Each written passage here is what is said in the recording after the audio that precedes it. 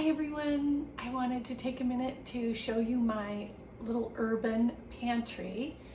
So welcome to this new slow life. I'm a newly retired city girl and I needed to switch things up and take control of my pantry, my garden, my house, and just focus on making a big, beautiful space.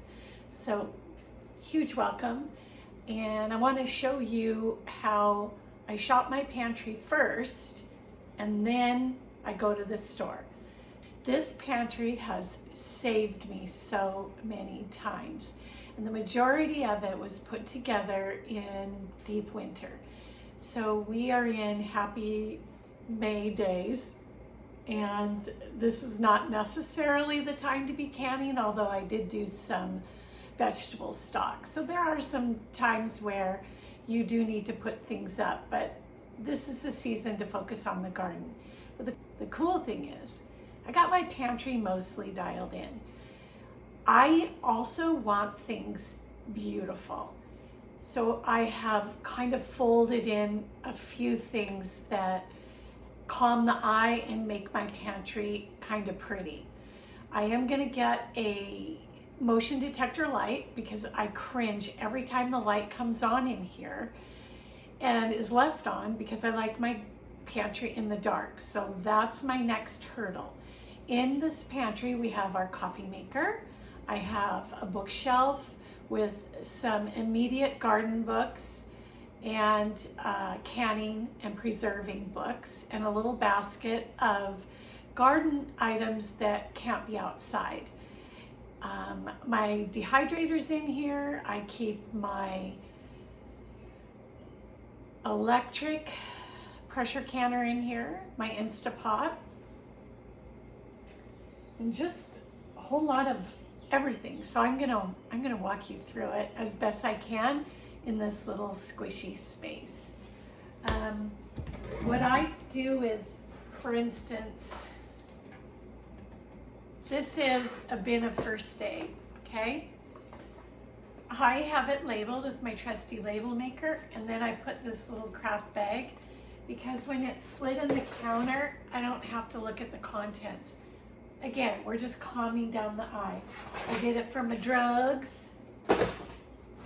I did it for my cat toys and food, and it just makes you not have to look at what's in it until you slide it out, and I do love that. So I also did it here. Can you see?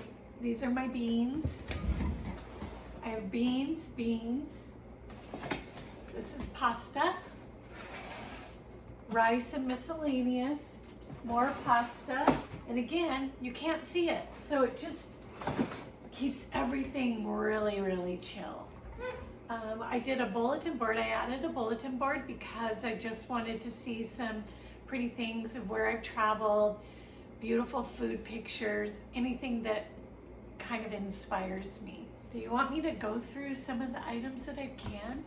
And in all of this, there's only one thing that I wouldn't do again, and it's pretty minor. I'll briefly run through what I have. Got strawberry jam on the bottom with tomatoes. This is my most recent veggie stock. I write the date and the year so I know how to rotate everything. These are my spiced apples that are great for fast food pies. I host a lot of things, and sometimes if I don't have time to make, I just, in a pie crust, call it dessert. I made 37 applesauce, and we're down to maybe 6 or 8. Probably not enough to get us through apple season, until apple season. I also have everything I've canned on these sheets, so I know what I got in here. I do my own salsa, I love it, and I also ship some to my kids in San Diego. Mandarin oranges are huge for me. Honestly, the only reason why I use these is to spice up a fruit salad. So if everything's cut, maybe a melon's not great, I add this in, and it a little bit of sugar in this helps everything taste delicious. And if I had children that were babies, I would feed them that. I've done my own mustard. This is yellow mustard. And at first when I sampled it, I was really bummed. And I thought, all that time I wasted. It took time in the jar, and now I love it. Bruschetta. The jury's out whether I would do these again. This is, I think, from a Rebel canning cookbook. I have to pull these out, kind of drain them, blend them a little bit in a food processor. I add fresh tomatoes, a little bit of garlic, and fresh basil to brighten it, and then it works. So it's okay. It's okay. I'll think about it. I have taco sauce. This is awesome. I'll do enchiladas and then I'll smother it all over the top. Look at, this is how cool applesauce is. Look at the color. So it just depends where you get the apples. And one of them, I got, this color one was off a home was going to be torn down, and there was a big, beautiful apple tree. And so I went and filled my trunk with free apples. This is dill relish, love. Anything that I didn't put a year on, I know that it's 2026. And from then on out, I started labeling with a year. It's all part of that learning process. I'm telling you, you just don't have all the answers in the beginning. Okay, this is Dijon, because I made regular mustard and Dijon mustard.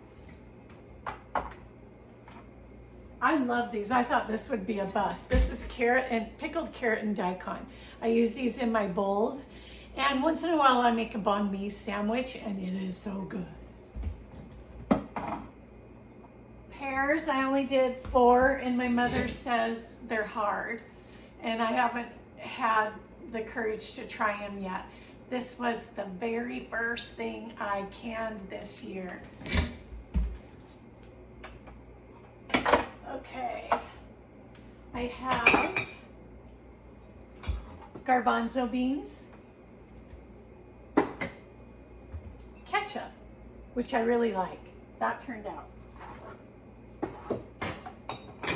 I have barbecue sauce, more yellow mustard. I did so many of these because I did a test. This is baked beans. I labeled it baked beans number 1 and baked beans number 2. And in my notebook, canning notebook, I wrote what 1 and 2 is and see if I liked one over the other, and they both tasted the same, so who cares? Let's see. Okay, that's all baked beans. Okay, this is my most coveted, most beautiful thing I canned. This is rhubarb strawberry pie filling. Mother's Day, I did a bundt cake, a layered bundt cake, and I wanted to make it more beautiful at serving time, so I cut it and I did dollops of this strawberry rhubarb pie filling. It is so good. Green tomato salsa. I volunteered with someone who had green tomatoes, and I said, give them to me, I'll make something out of them. That's good. Okay, this is zucchini relish, and you know how we try so hard to use zucchini because it's just too much in our garden. I like this. It's a little on the sweet side for me, so in my canning notebook I made changes, and I want it to say zucchini dill relish. I want more of a salty dilly vibe. Tomatillo sauce, that is a huge winner. All right, This is my second round of pickled jalapenos. I use these every single day. I love these. And I just did a queso recipe, and it is with cashews, no cheese, no nothing. And it calls for pickled jalapenos, the brine and the jalapenos. So I was excited. I found a recipe that used it other than just me using it in my bowls or on a sandwich. So that was kind of a win. I made that cashew recipe because in my volunteer job, I got 2 massive jars of cashews, and I need to find ways to use them. And that's the other thing I do, is I want to use what I have in here. So this is the priority before I go to the store. Let's see, what else do we have? All right, this I'm embarrassed to show you because I'm an experienced jam maker. And I'm gonna show you this, and I haven't done any other research on it, but I usually make freezer jam. So this time I got a whole, oh gosh, so many free strawberries from my volunteer job that were just like ready to say goodbye. So I made strawberry jam, and maybe this is normal, I don't know, I gotta figure it out. See how it's separated? And I'm positive it's operator error, but I'll figure it out. Unless you want to help me, tell me what I did wrong. This, oh my gosh, you guys, this is enchilada sauce. So, you need to feed your family fast. You grab tortillas, you throw in beans, you throw in cheese, you put enchilada sauce on the bottom, roll it up and cover it in the taco sauce, or put tomatillo sauce on the bottom and tomatillo sauce in it, and then cover it with taco sauce. It is fast food around here, and that costs nothing. Okay, do I have everything? Oh, here, this is the one thing I don't think I'm going to make. And this is caramelized onions. The reason I don't think I'm gonna do it is because I love making the fresh caramelized onions, 1 onion or 2 onions at a time in a jar in the fridge. It's brighter, it's more beautiful on your food. So that is probably the reason I won't do this again. Although I do put these in my bowls, and I would use this in other cooking recipes. Those that I make in the refrigerator are really beautiful because they're that beautiful bright red, and you just toss them on top of nachos, put them on top of a taco. They're just prettier. So I don't think I would make this again. But that's good, pretty good, because that's just one thing. Okay, so let me go through the dehydrated stuff. All right, for overnight oatmeal, I did dehydrated strawberries. Amazing. I got almonds from my volunteer job, so they're in a jar ready to just snack on. I take them golfing with me. I dehydrated cranberries. I think I've shown you a video on it, and then I grind it up and I put it in my pet food because I have a cat that gets UTI infections, and it works. I dehydrated apples. Where I use this most is I put it in a container and I put it in my car, and it tides me over as a snack, or it goes in my golf bag. Yucky old kale. I made kale, and this is the first time I've ever done it in the leaf form. I normally grind it up and hide it in my food, but I saw some recipes with whole kale and I wanted to try that. So we'll see if I do this again. This is really cool. Not much left over, but girl, this is from Thanksgiving. I took all of the nasty white bread store-bought rolls and I dried them out, and then I ground them up, and then I sealed this jar. So these are lasting forever. Don't get rid of your bread. All right, I did mango. Again, free from my volunteer job. And this one has tahini flakes on it, so it has a cool, nice, I don't want to say spicy, but a more flavorful moment. And then these are plain. And again, if my kids are here, I send them off with this in their suitcase because they love them, and these are very expensive, and they live on budgets because they're in San Diego. Not that Seattle is a cheap place to live. All right, a few more things to show you. I dehydrated pears. I think these turned out okay. I think I just was nervous, like, are they gonna go bad? And they feel a little bit more moist, and I don't know. I gotta work on this. I have beautiful Rancho Gordo beans that I canned. I have cranberries. This is great for cocktails, and you can take the cranberries and drop them in the bottom of a glass, and you have a pretty little champagne cranberry moment. Chili, I can chili, see? Fast food, done with the meal. And then I have stock and more tomatoes. And then all of my flours. I'm not a baker, not yet. I hope to, but all my flours, packaged milk or dry milk, cornmeal, all is way up on a top shelf.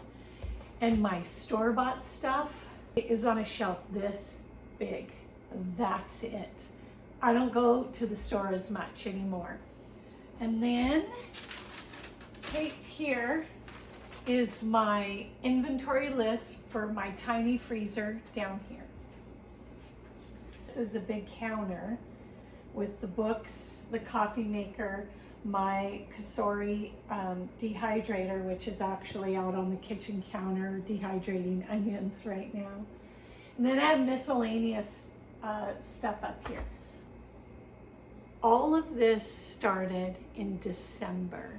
It has not taken me long to create all of this food. And I love that our grocery bill is pathetically low. So our two main things we spend money on are coffee and beer. We are not at the store very much at all, and I love it. Oh, and kitty litter. So we have dramatically dropped the budget, and I wish I had a number for you, but I haven't kept track of that, and I will figure that out. But all I know is my dinners feel absolutely free because I'm not at the store at all. So that's a good thing. I have a bag of potatoes. I can never resist. These were $3. So that means I got to do my fast food mashed potatoes, which I will plug the video, and I will do my hash browns because I no longer have hash browns in my freezer because I looked at my inventory sheet. I also have my juicer here and my Kasori air fryer. So it's small, but it's mighty. So the hope is to get this light off more than not. And also I have a fan so I can keep this place cool, and then I stop dehydrating in this room because it gives off a heat that I don't want all my precious children to be spoiled. So there you have it. That is my Pantry peek here in the city. And thank you so much for watching. Ciao for now.